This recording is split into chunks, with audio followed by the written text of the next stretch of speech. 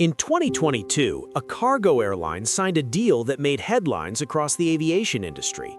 They were going to be the first operator of a brand new aircraft, a jet designed to fill a gap that had existed in air cargo for half a century.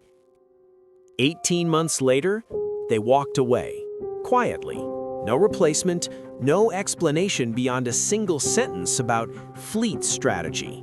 That sentence buried the most important question in regional air cargo right now. Because the airplane they rejected, Embraer's E-Freighter, isn't just a new product, it's a bet on how the entire logistics industry is going to work in the next 20 years. And whether that bet pays off depends on an answer that nobody in the industry has found yet. Aviate has reached 20,000 subscribers passionate about aviation. Our sincere thanks for your support. And if you're new here, subscribe to the channel and turn on notifications. To understand what Embraer is trying to do, you need to know someone. Call him Ahmed, or Paul, or any name, because this story repeats itself every week in dozens of countries around the world. Ahmed is an operations manager at a cargo company in Chicago. Every day, he needs to move freight to smaller cities in the interior of the country. Medium volumes, routes that don't justify a large aircraft, destinations where demand exists but has never been large enough to attract the giants. And every morning, Ahmed faces the same impossible choice. The first option is the turboprop, the ATR 722, the workhorse of regional aviation. Cheap to operate, reliable, present at virtually every secondary airport, but with a very clear limit: 9,200 kilograms of cargo, 5 pallets, the standardized platforms that all air logistics uses to organize freight. When demand grows, the ATR simply can't keep up. The second option is the Boeing 737 freighter. Here, the scale is completely different, up to 23,900 kilograms, 11 pallets, intercontinental range. The problem is that Ahmed doesn't have 23 tons of cargo. He has 13, he has 14, and putting half a 737 in the air on a mid-size route means paying full price for empty space. In both cases, the numbers don't add up the way they should. And here's the detail that makes this story fascinating. This problem isn't new. This gap between turboprops and the 737 has existed for 50 years. Half a century of commercial aviation, half a century of engineers, executives, and analysts staring at that interval. And nobody, not Boeing, not Airbus, not any other manufacturer, has managed to fill it in a sustainable way, until Embraer decided to try. The proposal has a name: E-Freighter. The E190F and E195 models, freighters converted from the E-Jet family, the same planes you've probably flown as a passenger at some point in your life. The E190F arrives with 13,500 kilograms of capacity and 9 pallets, exactly halfway between the ATR and the 737. 46% more cargo than the turboprop, but still well below the narrow-body that has dominated the market for decades. On paper, it looks like the obvious solution to Ahmed's problem, except that gap didn't stay empty by accident. It stayed empty because the hardest question in air cargo isn't how to build the plane, it's convincing the market that it actually needs one. And that is exactly the question that will define whether the E-Freighter is the beginning of a logistics revolution or just another airplane that arrived too early for a market that isn't ready yet. But first, take a look at these numbers. According to IATA, the International Air Transport Association, global air cargo demand grew 11.3% in 2024 compared to 2023.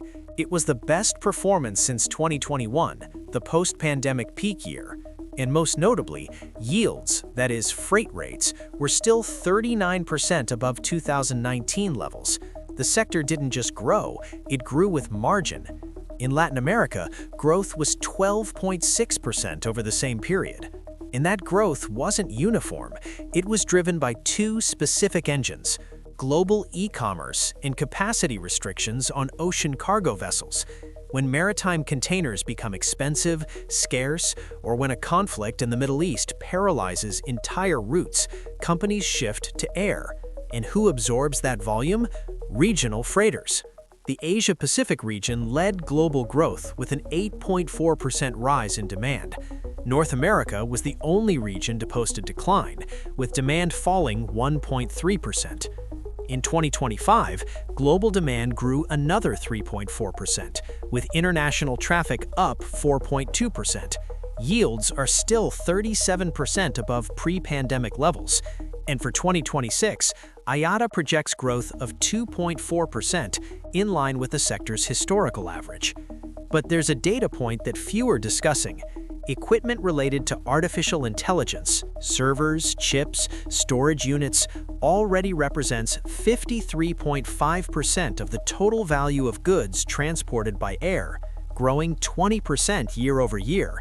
Air cargo isn't just growing in volume, it's growing in strategic value. All of this because the consumer has changed. It used to be about moving large volumes between major hubs, redistributed by ground. Now deliveries are same day to secondary cities with higher frequency and lower volume per route. And this is exactly where Embraer wants to enter. Instead of a full 737 flying 3 times a week, the market wants a smaller plane flying every day or even twice a day.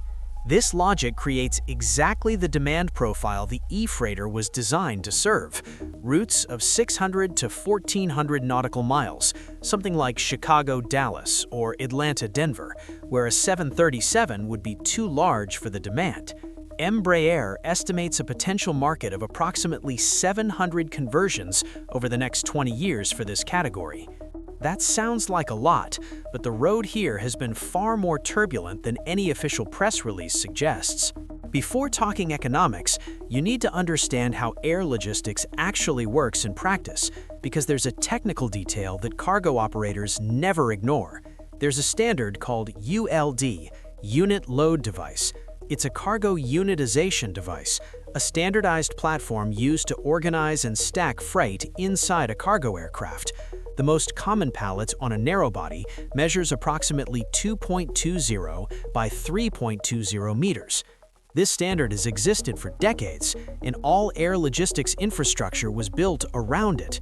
Now put the numbers in perspective. The ATR-72 carries 5 pallets with 9,200 kilograms. The E-190F arrives with 9 pallets in 13,500 kilograms. The Boeing 737-800 BCF operates with 11 pallets in 23,900 kilograms. The difference between the E-Freighter and the 737 seems small, just 2 pallets, but in practice, that represents 20 to 25% more capacity on the plane that already dominates the market. And the entire chain was built for that plane. Switching to a smaller aircraft isn't just a financial decision. And that's exactly what the first E-Freighter operator discovered in practice. In 2022, Kenyan cargo airline Astral Aviation was announced as the E-190F's launch operator with great fanfare, enthusiastic press releases, renderings of the aircraft in the company's livery, declarations about the future of regional African cargo. 18 months later, Astral canceled the deal, quietly. The justification? The E-190F's value proposition no longer aligned with the fleet strategy for the intra-African market. Translation? The operating economics didn't work out. It was the first real signal that the E-Freighter's economic problem wasn't theoretical. In air cargo transport, there's a metric that trumps all others. It's not speed, it's not range, it's not even the aircraft's raw capacity. It's cost per ton transported. Think of it this way. If you need to move 23 tons of cargo between 2 cities, you have 2 options. Option A, a Boeing 737 makes 1 flight, 1 crew, 1 airport slot, 1 maintenance cycle. Option B, an E-190F needs to make 2 flights to carry the same volume, double the fuel, double the landing and takeoff cycles, which accelerates scheduled maintenance intervals, generating costs ahead of schedule. In this scenario, the operating cost of the smaller plane can end up being higher. Embraer has an answer for this. According to the manufacturer, on routes of up to 1,400 nautical miles, the E190F can offer up to 25% lower operating costs than a classic 737 in that specific segment, and up to 40% more volume than turboprops. But that advantage only materializes if the route genuinely doesn't fill a 737. And determining which routes fit that profile, that's a decision each operator has to make individually, with their own data, their own routes, their own cost structure. The E190F has already received certification from EASA, the American FAA, and Brazil's ANAC. That's critical. It means the aircraft flies and is regulated in 3 of the world's main markets. The launch was in March 2022. The first flight of the converted E190F took place in April 2024, 2 years later. Malta's Bridges Air Cargo received the aircraft in 2025, operating for clients like FedEx, DHL, and UPS, and CEO Guy Bridges was direct in describing what it took to get there. The company spent 12 months developing custom containers and ground handling systems built from scratch to make the operation possible. 12 months building infrastructure that has existed for the 737 for 50 years. That says everything about the stage this market is still in. While the E-Freighter struggled to find its first operator, the Boeing 737 freighter simply kept dominating. Since the 90s, the 737 has become the backbone of regional air cargo. The 300, 400, and 737-800 BCF variants have accumulated in fleets around the world, building decades of operational trust that no press release can replace. The availability of used aircraft is enormous. Hundreds of passenger 737s reach the end of their commercial life every year and enter the conversion pipeline at competitive prices. The maintenance network is global and affordable, the result of decades of operation on every continent. And that creates a problem that goes beyond cost math. Cargo operators are conservative by nature. A wrong fleet decision isn't corrected in 6 months. Convincing an operator to rebuild their logistics chain around a plane without that track record is a challenge of institutional trust. There is a real tension at the center of this story, and it won't disappear with a first commercial flight. Global e-commerce keeps expanding. Logistics fragmentation is real and measurable. But the first launch operator canceled the contract. The second had to build all the infrastructure from scratch. And the program took more than 3 years from its official launch to its first commercial operation. In March 2026, departing Cologne, bound for Larnaca, Cyprus. One single flight after 4 years. What Embraer is doing with the E-Freighter is one of the most calculated and most risky bets in commercial aviation in years. The market data exists and is favorable. Certification was achieved on 3 continents. Bridges Air Cargo is flying. In 2025, Embraer doubled the number of conversions ordered by Regional One, and in March 2026, the E-Freighter made its first real commercial flight. That is progress, slow as it may be. The definitive answer won't come from engineers, nor from certifications, nor from press releases. It will come from cargo operators deciding, one contract at a time, whether this airplane makes financial sense on their specific routes.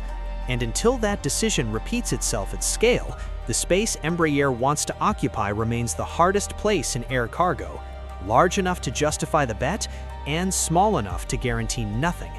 Do you think the E-Freighter will find its market, or will it become yet another plane that arrived at the right idea at the wrong time? Let me know in the comments, and see you in the next video.